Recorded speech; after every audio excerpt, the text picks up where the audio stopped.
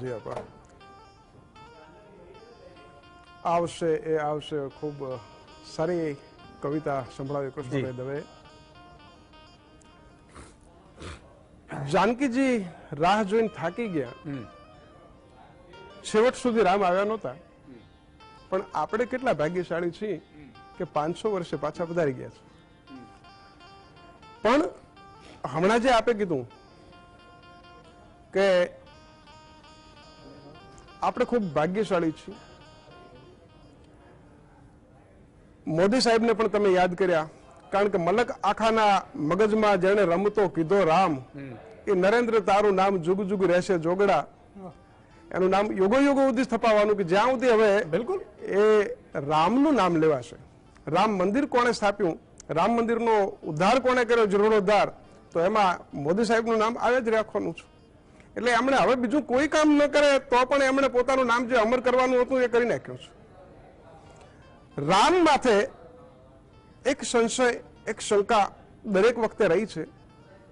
એમાં હું રામની વકાલત નથી કરતો, પણ એક સંશય દૂર કરું છું કે વાલ્મીકીજીએ જે વખતે રામાયણની રચના કરી અને હનુમાનજીને બતાવવા માટે નીકળ્યા,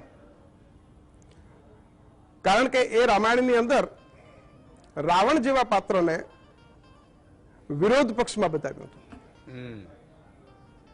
અને રાવણ એટલે શિવનો પરમ ઉપાસક, જેનો રચેલ છંદ તમે આજે બોલો તો તમારા રૂવાડા ઉભા થઈ જાય. જટાટ વેગ લજ્જ લંબ પ્રવાહ હંપાડ તસ્ત લંગ લેવ લંબ લંબિતમ ભુજંગ તુંડ માલિકમ ડમટ ડમન નિનાદ ડમર વયમ ચકાર ચંડ તાંડવમ તનોતુન શિવ શિવમ જટા કટાક સંભ્રમમ ભ્રમણ નિલર્પ નિર્જરે વિલોલ વિચ વલ્લરી વિરાજમાન મૂર્ધની ધગત ધગત ધગત જલલ લલાટ ભટ્ટ ભાવ ગં કિશોર ચંદ્રશેખર રતિ પ્રતિક ક્ષણમ મમ ધારા ચારણી સંસ્કૃતિનો છંદ, નારાજ છંદ, પંચચામર છંદ. કારણ કે રાવણ જે હતો એ ચારણોનો શિષ્ય હતો. જે વખતે ભગવાન શિવની ઉપાસના કરવા માટે રાવણ જતો, ભલે એને પોતાની વિહે ભુજાની અંદર કૈલાસને ઉપાડી લીધેલો, અને એ વિહે ભુજાની જે 100 આંગળીઓ થાય, એક એક હાથની 5-5 આંગળીઓ ગણો એટલે, અને એની અંદર કૈલાસને આમ ઉપાડ્યો, જેમ કમળનું ફૂલ ઉપાડ્યું હોય એમ એને કૈલાસને ઉપાડી લીધેલો. ભગવાન શિવ એ કમળના ફૂલ ઉપર રેલા ભૃંગી સમાન લાગે. આપણામાં તો ભૃંગી પુરાણ પણ છે.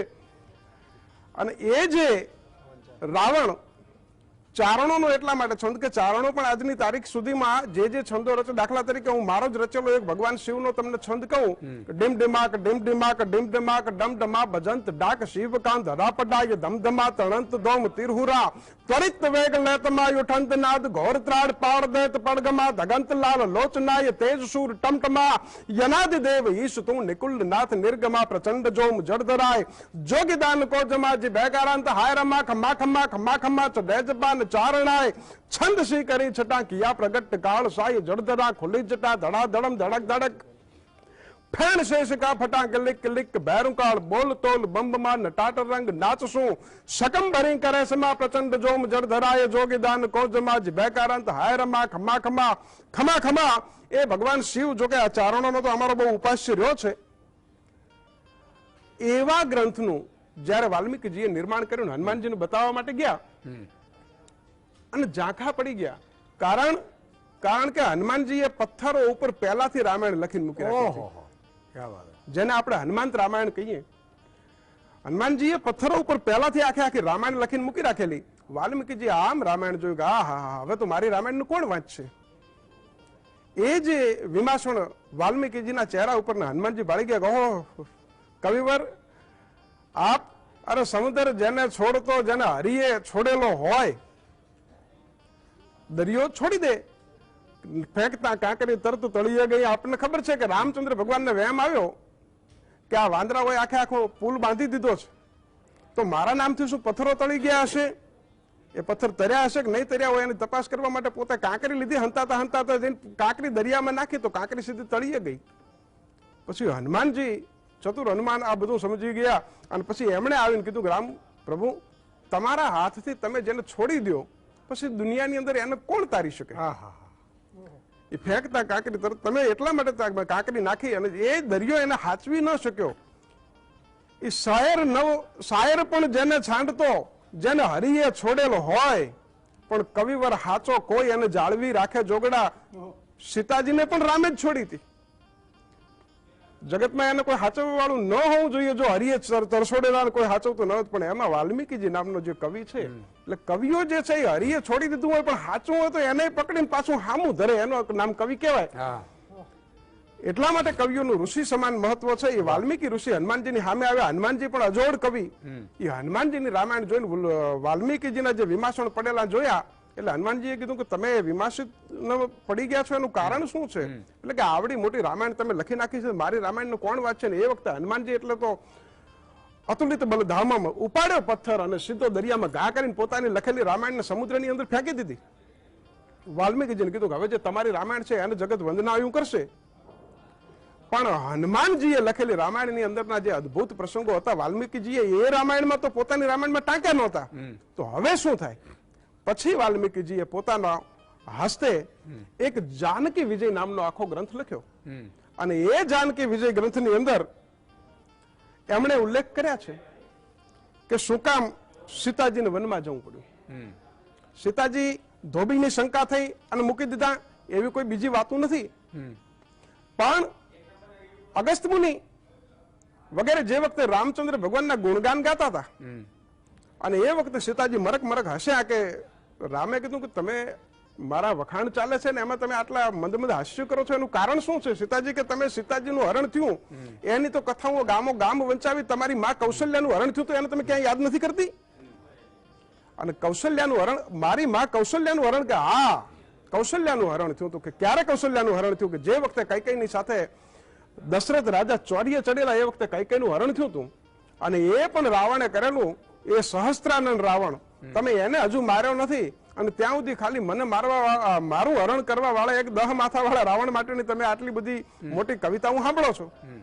અને એ વખતે વિભીષણ, હનુમાનજી, રામ, લક્ષ્મણ, ભરત અને શત્રુઘ્ન આખે આખું સૈન ઉપડ્યું યુદ્ધ કરવા માટે. સહસ્ત્રાનંદની સામે જે વખતે યુદ્ધ થયું અને એ વખતે જે ચારણો પોતાના છંદોની અંદર ઘણી ઘણી રચનાઓ કરે, જો કે આ ડાયરો તો છે નહીં કે નહીતર હું તમને ઘણી બધી રચનાઓ એમાં નહીં કહું, પણ એ વખતે જે યુદ્ધ થયું ને એમાં ભગવાન રામને સહસ્ત્રાનંદની ખાલી એક થપાટ વાગી ગઈ ને રામ બેભાન થઈને હેઠા પડી ગયા. અને એ જ રામના છાતીમાં પાટું મારવા સહસ્ત્રાનંદ જે વખતે આગળ ધસો એ વખતે જાનકીજી ઉભી થઈને કે ઉભો રે, હું જીવતી હોઉં અને મારા રામ માથે કોઈ પ્રહાર કરી જાય એ કોઈ કાળે બની ન શકે. અને પછી જે જાનકીજી જે છે, જગત ચંડિકા જાનકી માત જાગે, મહાદુષ્ટ ના માથ ડા માત માગે, અરે રગત યાહુડે પીર રાવણ રડે છે, જુઓ જાનકી યુદ્ધ કેવું લડે છે, પ્રલયકારી શબ્દો ઉચારી ઉચારી ભર્યા રક્ત ના ખપ્પરો માત ભારી, અગ્નિજ્વાળ યંબા બણી આથડે છે, જુઓ જાનકી યુદ્ધ કેવું લડે છે. એ જાનકીજીએ હાથની અંદર ખપ્પરો ધારણ કર્યા અને યુદ્ધ ચાલુ કર્યું. જાનકી વિજયમાં છે પડ્યા રામ પાયે પ્રખી જ્યાં પ્રલંબા. રામે જોયું કે આહા, એક અડધો કલાકે રામ ભાનમાં આવ્યા ને એ વખતે જાનકીજીનું જે આ યુદ્ધ જોયું એ વખતે રામને થયું કે હું જેને સીતા ગણતો હતો, મારી પત્ની ગણતો હતો, આ તો ધાર્યું હતો હમણાં રાવણને મારીને એકલી હાલી આવ્યું હતું, પણ આ તો મહામાયા છે. મારું નામ મોટું કરવા માટે થઈને જગદંબા જાનકીએ પોતે 2 વર્ષ સુધી પોતાના આહુડા સાર્યા છે અને હું આવું એની રાહ હું જોઈશ અને જેથી કરી અને હું રાવણને મારી શકું અને મારું નામ વિશ્વની અંદર મોટું થાય. બાકી આ સહસ્ત્રાનંદને મારો હોય તો મારી કોઈ વાત નથી. આ જગદંબા જાનકી જ લડી શકે ને એ વખતે જયારે સહસ્ત્રાનંદને જાનકીએ માર્યો એ વખતે રામચંદ્ર ભગવાન હાથ જોડી અને જગદંબાની સામે ઉભા રહ્યા કે હે જગદંબા, કે તું તો મારી માં છો, તું મહાશક્તિ છો. અને રામે 1000 સીતાજીના નામ વાળું એક કાવ્યની રચના કરી. રામે પોતે કવિ હતા. રામે 1000 નામ સાથેની કવિતા સીતાજીના ચરણોમાં ધરી અને એ વખતે કીધું કે માં હવે તો તું માં છું, મેં તને માં કીધી, હવે સંસાર વ્યવહાર તો આપણાથી રહેશે નહીં, તો હવે શું કરવું? એવા સમયે પછી જાનકીજીએ કીધું કે ચિંતા ન કર, હું કંઈક એવું કરું છું કે જેમાં તારે અને મારે છેટું રહેવું પડે. અને એ પછી એવો પ્રસંગ આવ્યો કે જેમાં જાનકીજીને વનમાં રાખ્યા અને એમાંય ફરી પાછો પ્રસંગ એવો આવ્યો કે વાલ્મીકીજી લઈને આવ્યા, લવકુશ ત્યાં લવકુશને હોંપવા પડે ને ફરી પાછી સ્થિતિ એ આવીને ઉભી રહી છે કે જાનકીજી અયોધ્યાના મહેલમાં રહેવું પડે. તો ત્યાં પછી જગદંબાને થયું હવે શું કરવું? પછી એ ધરતીની અંદર હમાઈ ગયા છે. મારી લખેલી રામાયણની અંદર મેં છેલ્લો જે અંત છે, જનરલી રામાયણોની અંદર તુલસીકૃત રામાયણ જે તમે જુઓ તો એની અંદર તમને રામને રાજ્યાભિષેક થાય ત્યાં સુધીનું બતાવે. વાલ્મીકી રામાયણ તમે જુઓ તો આગળ સુધી તમને બતાવે કે રામ સરયુની અંદર સમાણા, મેં રામાયણમાં થોડું વધુ આગળ લીધું છે કે એમાં રામ સરયુની અંદર હમાણા છે, પણ વિમાસણની અંદર સીતાના વિયોગની અંદર છે ને પોતે રામ પણ ભૂલી નથી કે અને વિષ્ણુના સ્વરૂપમાં આવ્યા નથી. અને એ જ રીતે સીતાજી જયારે ધરતીની અંદર હમાણા છે એ વખતે પણ સીતાજીનું સ્વરૂપ એમણે છોડીને લક્ષ્મીનું રૂપ લીધું નથી અને સીતાના જ સ્વરૂપે વૈકુંઠમાં બેઠા છે. અહીંયા રામ જે છે એ પણ રામના રૂપે વૈકુંઠમાં ગયા છે ને ત્યાં પછી સીતા અને રામ બે ભેગા થાય છે. ક્યાં વાત છે. જોગદાનભાઈ પોતે રામાયણ લખી છે એટલું, અને એમણે જે વાત કરી ને કે મહામાયાએ એ શાસ્ત્રાર્થ રાવણનું વધ કર્યું હતું પછી, કારણ કે લોહીનું ટીપો ન પડવા દેવાની હતું એટલે એને જીભ આખી કાઢે છે, લોહીનું ટીપું પડવા નથી દેતી, મારી નાખે છે. પછી ખબર પડે કે આ તો મહામાયા છે એટલે માથી રહેવાય